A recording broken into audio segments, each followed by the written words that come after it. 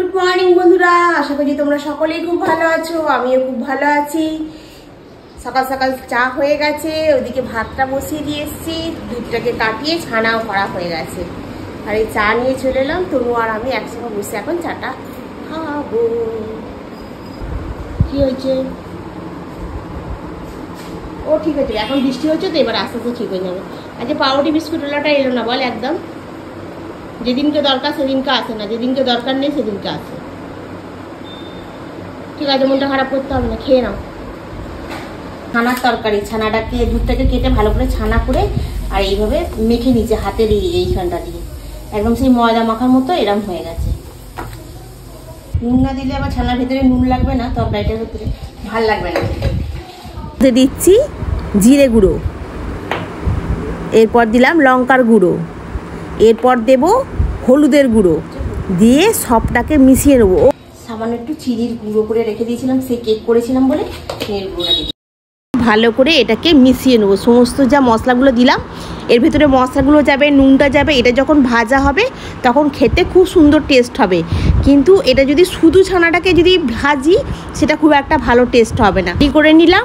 এরপর কড়াইতে একটু তেল দিয়ে কড়াটাকে ভালো করে একটু গরম করে নিয়ে ছানার এই বড়াগুলোকে ভেজে নেবো। বড়া এখনও তৈরি হয় না, আর কি মানে গোল গোল যে শেপগুলো দিয়ে রেখেছি একটা একটা করে ভালো করে ভেজে নেবো। আর একটু লাল লাল ভাজো, খুব বেশি ভাজবো না, তাহলে আবার পুড়ে যাবে ছানা তো। বেশিক্ষণ আবার তেলে ভাজলে হবে না। দেখ একটুখানি পিছন পিঠটা একটু লাল লাল হবে, সামনের পিঠটা একটু লাল লাল হবে, ভেজে তুলে নেবো ব্যাস। আর বেশি আবার একটু এদিক ওদিক ভাজলে ওটা আবার ভেঙে যাওয়ার চান্স আছে। অনেকে আছে একদম ছানাটাকে টিপে একদম সেই পনিরের মতো করে নেয়, ওটা আমি করিনি। আলুগুলোকে এরকম করে কেটে নিয়েছি, এই ডুমডুমো আলুগুলোকে হঠাৎ করে পড়ে গেল হাত থেকে সত্যি। এগুলো যখন একটু ভাজা হোক তখন মশলাটা করে নিচ্ছি। এখানে একটু আদা রেখেছি, বাকি মশলাগুলো দিই। অল্প একটুখানি ধনে দিলাম, ওই জন্য জিরেটা গুঁড়ো আছে।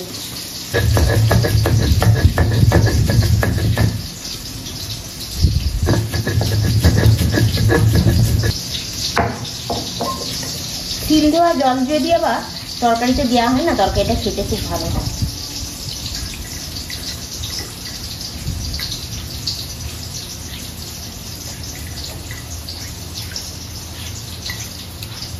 একটু লাল লাল ভাজা ভাজা হয়ে গেছে।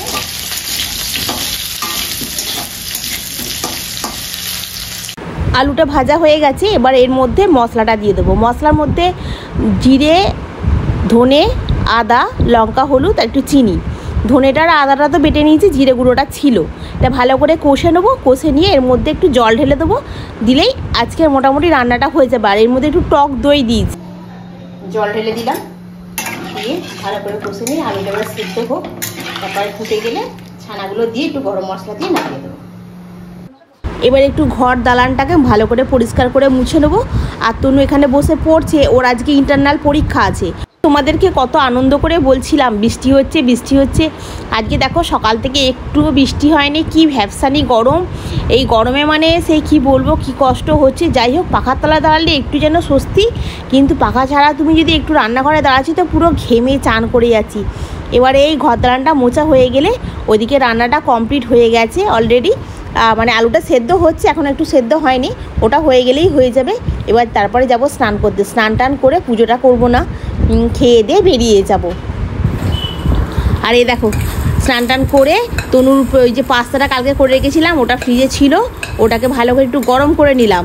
এরপর আর আমাদের যে আজকে দুপুরে যে তরকারিটা হয়েছে, মানে ওই ছানার তরকারি আর ভাত হয়েছে। এই ছানার তরকারির আমি এই 2 পিস ছানা নিয়ে নিলাম, আর তনুর জন্য বাকিগুলো রেখে দিলাম। তনু আবার একটু পনির একটু ছানা খেতে খুব পছন্দ করে। আর এখানে 2-4টে ভাত বেড়ে নিচ্ছি, বেশি তো খেয়ে যাই না আমি, অল্প একটুখানি এমনিও খাই, আর যখন মানে অফিস যাই তখন আর একটু কম নিয়ে খাই, কারণ কি বলতো ছুটে ছুটে যাই তো হাঁপিয়ে যাবো নালে। আর এই দেখো আমারটা বেড়ে নিয়েছি, এখন খাবে পাস্তা, তনুকে দেবো, আর আমি ভাতটা খেয়ে বেরোবো। গুড ইভিনিং বন্ধুরা, সন্ধ্যাবেলা বাড়ি ফিরে এসেছি। এসে তনু গেছে পড়তে, আমি একাই একটু চা করলাম, করে খেলাম। আর আসার সময় একটু এই যে এখানে একটু মুড়ি নিয়ে এসেছি, 2 কিলো মুড়িটা ছিল না। আর নিয়ে এসেছি ওই তোমার চাউমিন, দাঁড়াও দেখাই, চাউমিন নিয়ে এসেছি একটা। আর এগুলো সব ওখানে গুছিয়ে রাখবো, আর একটা চানাচুরের প্যাকেট নিয়ে এসেছি, এই যে চানাচুরের প্যাকেট, আর কিছু নিয়ে আসিনি, ব্যাগ ফাঁকা। আর কি বলতে গেলাম যেন, একটা ভিডিও খুব ভাইরাল হচ্ছে জানো তো। ভিডিওটা মানে ভাইরাল বলতে কি, ফেসবুকে হচ্ছে, ইউটিউবেও হচ্ছে।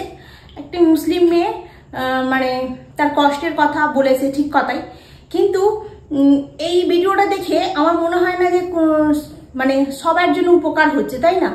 লড়াই করে বাঁচতেই হবে সব মানুষকে।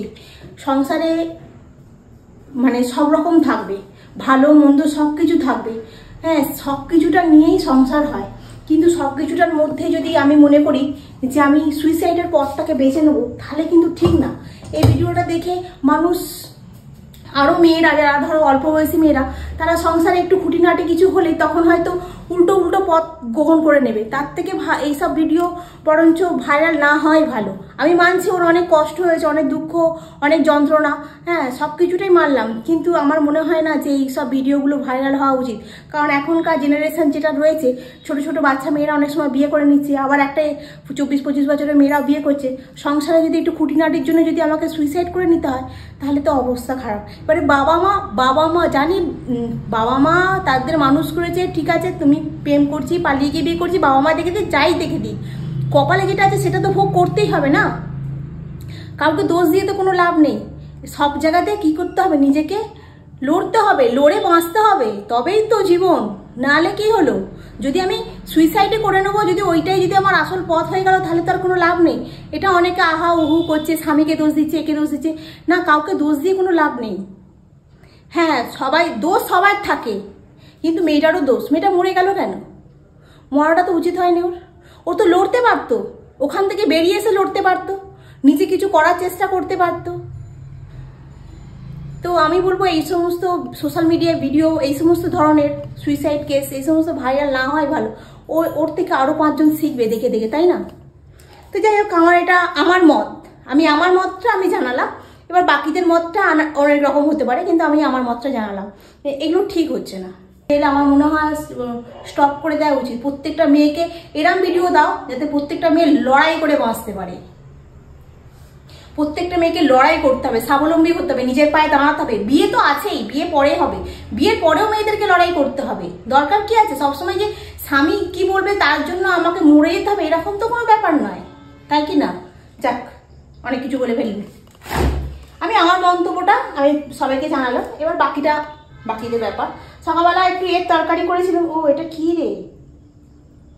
ও, চিকেনটার মধ্যে দেখেছো খালি, চিকেনটাকে গরম করে খেয়েছে, খেয়ে হাতটার মধ্যে আলুটাকে, ছানার পনির করেছিল, ছানার পনিরের আলুগুলোকে ওর মধ্যে রেখে দিয়েছে। আমি ভাবছি ছানার পনির পড়ে যাচ্ছি, বাসন আছে বেশি না অনেক, বাসনগুলো এখন মাজতে হবে, মেজে তারপরে রাত্রিবেলা রান্না কি করবো। কালকে ফ্লিপকার্ট থেকে আটা ময়দা আসবে, বুঝলি তো, আটা ময়দা আমার ফুরিয়ে গেছে। তো সেই জন্য রান্নায় কি করবো, একটু ছিঁড়ে রাখি, একটু পোলাও করি। আর রাত্রিবেলা একটু যদি দুধ গরম করি, যদি দুধ খায় ভালো, যদি না খায় তাহলে ছিঁড়ে একটু পোলাও করি, ভাল লাগবে খেতে। তো চলো কাজগুলো করি, আগে বাসনগুলো মাজি, মেজে তারপরে ছিঁড়ে। রাস্তা দিয়ে কিরম বাইকটা যাচ্ছে দেখতে পাচ্ছ, অকারণ হর্ন দেবে, অকারণ কি রে, একটু আস্তে করে হর্ন দিলে তো হয়, কি কান ফান কালা হয়ে যাবো আমি একদিন। চলো, অনেক বক হয়ে গেল এসে থেকে, আর কাজগুলো করি। তনু পড়ে চলে আসবে, এসে খিদে পেয়ে যাবে। সন্ধ্যাবেলা চা খেয়ে যায়নি, আমি এসে তবু একটু চা দিয়ে 4টে বিস্কুট খেলাম, ও কিছু খেয়ে যায় না, কারণ আমার এসে খুব খিদে পায়। কাল থেকে তো বলছে ট্রেনের গন্ডগোল হবে, কি জানি ট্রেনের গন্ডগোল হলে স্টেশন পর্যন্ত যাব, যদি দেখি ট্রেন চলছে তাহলে সাঁ করে চলে যাব, আর যদি দেখি ট্রেন চলছে না, সো করে ঘরে চলে আসবো। চলো রান্নাঘরে আগে বাসনগুলো মেজে নিই, তারপরে নিয়ে চিড়ের পোড়াটা করি, তারপরে আসি। হ্যাঁ, দেখো এই আলুটাকে এই চিকেনের মধ্যে ফেলে দিয়েছে। চিকেনটাতে চিকেন নেই, দেখো শুধু খালি হাড়। আলুগুলোকে এর মধ্যে রাখার কি দরকার আছে বলো, কি অবস্থা। আর এই দেখো বেসিনে কতগুলো বাসন পড়ে আছে, এই বাসনগুলো এখন আমাকে মাজতে হবে। ঠিক আছে, বাসনগুলো এখন মেজে নিই, ওই একটুখানি সানডে সাসপেন্স দেখতে দেখতে। দেখো বললাম চিড়ের পোলাও করব, আর আমার হয়ে গেল এখানে ডালিয়াটা বসিয়ে দিয়েছি। চিড়ের পোলাও করবো বলে এটাকে চাপা দিয়ে দাঁড়াও। ডিমটাকেও ভুজিয়া করেই ভেজেছিলাম, আলুটাকেও ভেজেছিলাম, কিন্তু আর চিড়ের পোলাও হলো না। চাপাটা দিয়ে দিই ভালো করে। কেন বলো তো চিড়ের পোহা হলো না? কারণ আমি ভাবলাম যে রাতেবেলা খেয়ে শোবো, চিড়ের পোহা করে পেটটা যদি না আবার নাও ঘরে তনু তখন কি হবে, ওই জন্য আবার বাধ্য হয়ে একটুখানি, বাধ্য হয়ে ঠিক নয় আর কি, মনটা হলো না ডালিয়া আছে তো ডালিয়া করে ফেলি না, ওই জন্য ডিমের ভুজিয়া হয়ে গেছে তো কি হবে, তো ডালিয়া আলু ভাজা দিয়ে ভালো লাগবে খেতে, ডালিয়া করছি। আর তনুই পড়ে এলো, এসে আর এই বসে বসে ফোন দেখছে। আমি বলি তাহলে ডালিয়াটা বসিয়ে দিয়েছি, দিয়ে একটু তনুর কাছে বসি, হয়ে গেলে একবারে দুজনে মিলে বসে খেয়ে নেবো। আর গরমটা একটু কম, আর কালকের থেকে, কালকে তো একটু বৃষ্টি হয়েছিল, আজকেও বললে বৃষ্টি হবে, কিন্তু বৃষ্টিটা তো আর হলো না। গরমটা একটু কম আছে, জানলা কাপড় খুলে রেখে দিলে একটু পাখার তলায় বসলে অতটা আর কি গরম লাগছে না, মোটামুটি ঠিক আছে। ওয়েদারটা অন্য দিনের তুলনায় অনেকটাই ভালো, কিন্তু একটু বৃষ্টি তো হওয়া দরকার না। এই তো আষাঢ় মাসের আগে কতগুলো তারিখ হয়ে গেল বৃষ্টি, কালকে দেওয়া আবার অমাবস্যা। কালকে মা বললো সকালবেলা ঘুম থেকে উঠে 8টা কততে পড়ে যাবে, সকালবেলা ঘুম থেকে উঠে কালকে মাথা ঘষে নেবো, নিয়ে আগে পুজোটা করে নেবো, নিয়ে চাপা দিয়ে দেবো ঠাকুরগুলোকে। আমার গোপাল তো নিচে থাকে, গোপালকে খেতে দিতে পারবো। আর জগন্নাথ বলরাম সুভদ্রা আছে, ভাবছি জগন্নাথ বলরাম সুভদ্রাকে ওই সিংহাসনের ভেতরে ঢুকিয়ে দেবো, দিয়ে চেটে এনে দেবো। আর গণেশ ঠাকুরটাকে ভাবছি বাইরে বার করে দেবো, দিয়ে গণেশ ঠাকুরকে, কালকে অমাবাসী পড়ছে, অমাবাসীতে করতে নেই, পুজো করতে নেই। যারা মেয়ে ঠাকুরগুলো থাকে, মানে আমাদের লক্ষ্মী ঠাকুর, রাধা, যেহেতু রাধা গোবিন্দ আমার একসঙ্গে আছে, সেহেতু ওটাকে ভেতরেই রাখবো, ওটাকে বাইরে বের করে পুজো করবো না, বুঝলে তো। আর যেটা বলছিলাম, বর্ষাকালে কোথাও বৃষ্টি হবে বললো, আকাশ কালো করে আসবে, মেঘ বৃষ্টি হবে, ঝমঝম করে এই হবে সেই হবে, কই কিচ্ছু হচ্ছে না। কালকে মানে 2-4 ফোঁটা সকালবেলা পড়েছিল, একটু ভালোই হয়েছিল, মিথ্যে কথা বলবো না, ভালো বৃষ্টি হয়েছিল। সন্ধ্যাবেলার দিকে ছাতা খাটিয়ে এলাম, কিন্তু আমি ভাবছিলাম রাত্রিরে খুব বৃষ্টি হবে, ঝমঝম বৃষ্টি হবে, হয় না। তবে হ্যাঁ, একটা জিনিস কি, পাখাটা চালিয়ে শুলে বেশ ভালো লাগছে। তাহলে একটু বসি পাখার হাওয়ায়, বসেই আছে যদিও পাখার হাওয়ায়, কিন্তু পাখার একটা আওয়াজ যায় না, পাখার হাওয়ায় বসে আছি এখন। ডালিয়াটা একটু হয়ে যাক, হয়ে গেলে নিয়ে এসে দুজনে মিলে খেয়ে নেবো, ঠিক আছে। এখন একটু আবার রাখি। ওকে বন্ধুরা, আজকে ব্লগটা এখানেই শেষ করছি, গুড নাইট।